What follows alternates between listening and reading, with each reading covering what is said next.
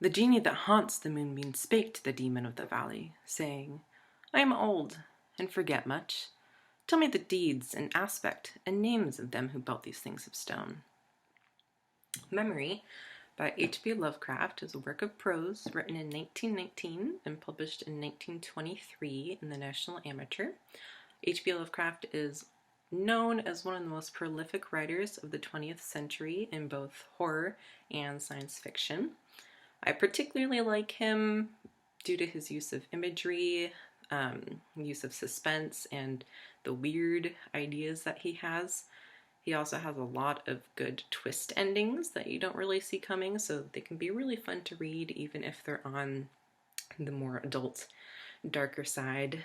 I decided to go with something more on the adult side because according to a lot of children, they do not enjoy my readings of exciting childhood storybooks. So I decided maybe something a little more muted, a little more subtle, and hopefully that'll work out. So please enjoy this reading of Memory by H.P. Lovecraft. In the valley of the Nis, the accursed waning moon shines thinly, tearing a path for its light with feeble horns through the lethal foliage of the great upas tree. And within the depths of the valley, where the light reaches not, moves forms not yet to be beheld.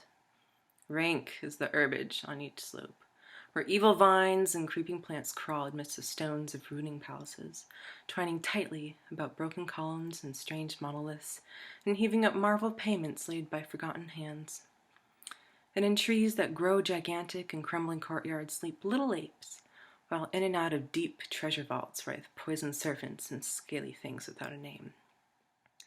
Vast are the stones which sleep beneath coverlets of dank moss, and mighty were the walls from which they fell. For all time did their builders erect them, and in sooth they yet serve nobly, for beneath them the grey toad makes his habitation. At the very bottom of the valley lies the river Than, whose waters are slimy and filled with weeds.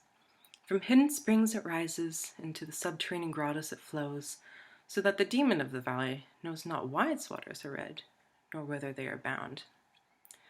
The genie that haunts the moonbeam spake to the demon of the valley, saying, I am old, and forget much. Tell me the deeds and aspect and names of them who built these things of stone. And the demon replied, I am memory. I am wise in lore of the past, but I too am old. These beings were like the waters of the river Than, not to be understood. Their deeds I recall not, for they were like that of the moment. Their aspect I recall dimly, for it was like that of the little apes in the trees. Their name I recall clearly, for it rhymed with that of the river. These beings of yesterday were called man. So the genie flew back to the thin-horned moon, and the demon looked intently at a little ape in a tree that grew in a crumbling courtyard.